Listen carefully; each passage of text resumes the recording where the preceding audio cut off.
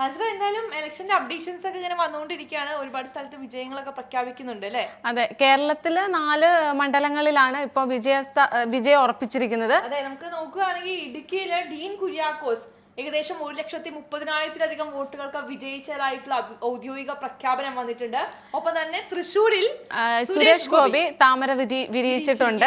73,000-ലധികം വോട്ടുകളുടെ ഭൂരിപക്ഷമാണ് അദ്ദേഹത്തിന് അവിടെ നേടിയെടുക്കാൻ സാധിച്ചിരിക്കുന്നത്. ഇനി നോക്കുന്ന മറ്റൊരു മണ്ഡലം എന്ന് പറയുന്നത് കണ്ണൂരാണ്. കണ്ണൂരിൽ KPCC അധ്യക്ഷനായ കെ സുധാകരൻ വിജയം ഉറപ്പിച്ചിരിക്കുകയാണ്. അദ്ദേഹത്തിന് 1,00,000-ൽ പരം വോട്ടുകളുടെ ഭൂരിപക്ഷമാണ് കണ്ണൂരിൽ നേടിയെടുക്കാൻ സാധിച്ചിരിക്കുന്നത്. MV ജയരാജൻ എന്ന ഇടത്തിന്റെ കരുത്തനായ പോരാളിയെ തോൽപ്പിച്ചുകൊണ്ടാണ് കെ സുധാകരൻ മുന്നിട്ട് വന്നത്. അടുത്തത് ആലത്തൂരാണ്. ഇടതിന്റെ കനലൊരു തരി ഇപ്രാവശ്യം വിരിഞ്ഞിരിക്കുന്നത് കെ രാധാകൃഷ്ണൻ, മന്ത്രി കൂടിയായ കെ രാധാകൃഷ്ണൻ ആലത്തൂരിൽ വിജയിച്ചിരിക്കുകയാണ്.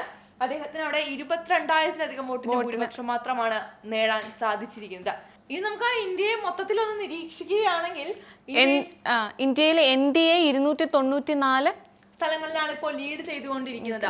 ഇന്ത്യ സഖ്യം 232 സീറ്റിലും ലീഡ് ചെയ്യുന്നുണ്ട്. 17 സീറ്റുകളിൽ ലീഡ് ചെയ്യുന്നത് മറ്റു പാർട്ടികളാണ്. ഇനി നമുക്ക് മറ്റ് സംസ്ഥാനങ്ങളുടെ നില എങ്ങനെയാണെന്ന് നമുക്കൊന്ന് പരിശോധിച്ചിട്ട് വരാം. ആദ്യം നമുക്ക് മധ്യപ്രദേശിലേക്ക് പോവുകയാണെങ്കിൽ മധ്യപ്രദേശിൽ 29 സീറ്റും NDA നേടിയിരിക്കുകയല്ല, ലീഡ് ചെയ്യുന്ന ഒരു സാഹചര്യമാണ് നമുക്ക് മുന്നിൽ കാണാൻ സാധിക്കുന്നത്. ബീഹാറിൽ ഇന്ത്യ സഖ്യം 8 സീറ്റ് മുന്നിൽ നിൽക്കുന്നു. 32 സീറ്റിൽ ലീഡ് ചെയ്ത് NDAയും നിൽക്കുന്നു. ഇനി രാജസ്ഥാനിലേക്ക് പോവുകയാണെങ്കിൽ രാജസ്ഥാനിൽ 10 സീറ്റിൽ ലീഡ് ചെയ്യുന്നത് ഇന്ത്യ മുന്നണിയും 14 സീറ്റിൽ NDAയുമാണ് മുന്നിട്ടുകൊണ്ടിരിക്കുന്നത് രാജസ്ഥാനിൽ. അതുപോലെ തമിഴ്നാട്ടിലാണെങ്കിൽ 38 സീറ്റ് ഇന്ത്യ സഖ്യവും. അതെ, നേരത്തെ ഒരു സീറ്റ് BJPക്ക് അല്ലെങ്കിൽ NDAക്ക് ഉണ്ടായിരുന്നു തമിഴ്നാട്ടിൽ. എന്നാൽ ആ സീറ്റ് കൂടി എടുത്തുകൊണ്ട് 38 സീറ്റുകളിൽ നിലയുറപ്പിച്ചിരിക്കുകയാണ് ഇന്ത്യ സഖ്യം മുന്നേറിക്കൊണ്ടിരിക്കുകയാണ്. ഇനി മഹാരാഷ്ട്രയിലേക്ക് പോവുകയാണെങ്കിൽ അവിടെ 29 സീറ്റുകളിൽ ഇന്ത്യ സഖ്യം മുന്നേറുന്നു എന്ന വാർത്തയാണ് ഇപ്പോൾ പുറത്തു വന്നുകൊണ്ടിരിക്കുന്നത്. അവിടെ 17 സീറ്റിലാണ് NDA മുന്നിട്ട് നിൽക്കുന്നത്. ഓക്കെ, നമ്മള് കർണാടക നോക്കുകയാണെങ്കിൽ കർണാടകയിൽ 10 സീറ്റിലാണ് ഇന്ത്യ മുന്നണി ലീഡ് ചെയ്യുന്നതായിട്ട് നമുക്ക് കാണാൻ സാധിക്കുന്നത്. 18 സീറ്റിലാണ് NDA മുന്നിട്ട് നിൽക്കുന്നത്. അതുപോലെ വെസ്റ്റ് ബംഗാളിൽ 31 സീറ്റിൽ മുന്നണി വലിയ രീതിയിലുള്ള മുന്നേറ്റം കാഴ്ചവെക്കുന്നതായിട്ട് നമുക്ക് കാണാം. 11 സീറ്റിൽ NDAയും നിലയുറപ്പിച്ച് നിൽക്കുകയാണ്. ഉത്തർപ്രദേശ് എടുത്തു പറയേണ്ട ഒരു സ്ഥലമാണ് ഉത്തർപ്രദേശ് എന്ന് പറയുന്നത്. കാരണം NDAയെ സംബന്ധിച്ച് വളരെ സ്ട്രോങ് ആയിട്ടുള്ള പ്ലേസ് ആണ്. പക്ഷേ അവിടെ 42 സീറ്റാണ് ഇന്ത്യ സഖ്യം നേടിയെടുത്തിരിക്കുന്നത്. 37 സീറ്റുകളിൽ മാത്രമാണ് അവിടെ NDAക്ക് മുന്നേറ്റം കാഴ്ചവെക്കാൻ സാധിച്ചിരിക്കുന്നത്.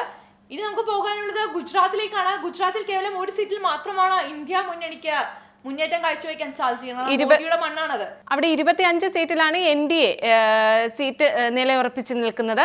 ഇനി ഈ നിമിഷം വരുന്ന മറ്റൊരു പ്രധാനപ്പെട്ട വാർത്ത എന്ന് പറയുന്നത് എറണാകുളം മണ്ഡലം ഹൈബിയുടെ നിലനിർത്തിയിരിക്കുന്നു എന്ന വാർത്തയാണ്. ഏകദേശം 2 ലക്ഷത്തിന് അധികം മുകളിൽ ഭൂരിപക്ഷത്തിലാണ് ഹൈബിയുടെ എറണാകുളം നിലനിർത്തിയിരിക്കുന്നത്. സിറ്റിംഗ് MP ആണ് എറണാകുളത്തിന്റെ ഹൈബിയുടെ എന്ന് പറയുന്നത്. മുൻ MLA ആയിരുന്നു. കാരണം എറണാകുളത്തുകാർക്ക് അത്രയും പ്രിയപ്പെട്ട ഒരാളാണ് ഹൈബിയുടെ എന്ന് പറയുന്നത്. KJ ഷൈൻ ടീച്ചറെയാണ് ഹൈബിയുടെ തോൽപ്പിച്ചിരിക്കുന്നത്. ഇനി നമുക്ക് ദേശീയ തലത്തിൽ പാർട്ടികളുടെ ഷെയർ നോക്കുകയാണെങ്കിൽ BJPക്ക് 17 സീറ്റുകളിൽ വിജയം നേടാൻ ഇന്ത്യയിൽ സാധിച്ചു എന്നതാണ് പറയേണ്ടിയിരിക്കുന്നത്. 227 സീറ്റുകളിൽ അവർ ലീഡ് ചെയ്യുന്നുണ്ട്. മൊത്തത്തിൽ പറഞ്ഞു കഴിഞ്ഞാൽ 244 സീറ്റുകൾ അവർ കുപ്പിയിലാക്കി എന്ന് നമുക്ക് പറയാൻ സാധിക്കും അല്ലെ. അതുപോലെ തന്നെ കോൺഗ്രസ് 4 സീറ്റിലാണ് വിജയിച്ചിരിക്കുന്നത്. 94 സീറ്റിൽ ലീഡിംഗ് ഉണ്ട്. മൊത്തം അവർക്ക് 98 സീറ്റുകളാണ് ഇപ്പോൾ ലഭിച്ചിരിക്കുന്നത്. അതാണ് നമ്മൾ മെയിൻ പാർട്ടികളൊക്കെ നോക്കുമ്പോൾ നമുക്ക് അങ്ങനെയാണ് മനസ്സിലാവുന്നത്. ഇനി നമ്മൾ കേരളത്തിലേക്ക് വരികയാണെങ്കിൽ കേരളത്തിൽ 17 സീറ്റുകളിൽ കോൺഗ്രസ് ലീഡ് ചെയ്യുന്നത് നമ്മൾ കണ്ടതാണ്. അതിൽ 3 സീറ്റുകളിൽ ഇപ്പോൾ അവർ വിജയം ഉറപ്പിച്ചു കഴിഞ്ഞു. 1 സീറ്റിലാണ് LDF നിലയുറപ്പിച്ചിരിക്കുന്നത്. അതെ, കെ രാധാകൃഷ്ണൻ ആലത്തൂരിൽ വിജയിച്ചതോടുകൂടി അത് ഔദ്യോഗികമായി പ്രഖ്യാപിക്കപ്പെടുകയും ചെയ്തിട്ടുണ്ട്. പിന്നെ തൃശ്ശൂരിൽ BJP വിജയിച്ചു കയറിയിരിക്കുകയാണ്. സുരേഷ് ഗോപി ജയിച്ചിരിക്കുകയാണ് തൃശ്ശൂരിൽ. ഇപ്പോൾ സംശയത്തിൽ നിൽക്കുന്നത് എന്ന് പറയുന്ന ഒരേ ഒരു മണ്ഡലമാണ്, അത് ആറ്റിങ്ങലാണ്. ആറ്റിങ്ങലിൽ വി ജോയും അടൂർ പ്രകാശും വി മുരളീധരനും തമ്മിൽ വളരെ ശക്തമായ ഒരു മത്സരമാണ്. നമുക്ക് ഒരു ത്രികോണ മത്സരം എന്ന് നമുക്ക് പറയാൻ സാധിക്കാവുന്ന തരത്തിലുള്ള ഒരു മത്സരമാണ് നമുക്ക് ആറ്റിങ്ങലിൽ കാണാൻ സാധിക്കുന്നത്. എന്തായാലും കേരളത്തിൽ പ്രവചനാതീതമായി നിൽക്കുന്നത് ആറ്റിങ്ങൽ മണ്ഡലം മാത്രമാണ്. ഒരു ശക്തമായ ത്രികോണ പോരാട്ടമാണ് ആറ്റിങ്ങലിൽ നടക്കുന്നത്. അതെ, വി ജോയ്, അടൂർ പ്രകാശ്, വി മുരളീധരൻ എന്ന 3 സ്ഥാനാർത്ഥികളും ഇഞ്ചോടിഞ്ച് മത്സരം. വി മുരളീധരൻ 3 ലക്ഷത്തിലേറെ വോട്ടുകൾ കൊയ്തെടുക്കുന്ന ഒരു കാഴ്ചയാണ് നമ്മള് കാണാൻ സാധിക്കുന്നത്. അതുകൊണ്ട് തന്നെ ഈ വി ജോയും അടൂർ പ്രകാശും തമ്മിലുള്ള മത്സരം ഭയങ്കര ടൈറ്റ് ആയിക്കണം. ഓരോ നിമിഷം മാറുന്തോറും അവരുടെ ലീഡ് വ്യത്യസ്തമായിക്കൊണ്ടിരിക്കുന്ന വളരെ ഇഞ്ചോടിഞ്ചായ ഒരു പോരാട്ടമാണ് ആറ്റിങ്ങൽ മണ്ഡലത്തിൽ നടന്നുകൊണ്ടിരിക്കുന്നത്. ആറ്റിങ്ങലിന്റെ ഫലമാണ് നമുക്ക് ഇനി കുറച്ചുകൂടി വ്യക്തമാകേണ്ടിയിരിക്കുന്നത്.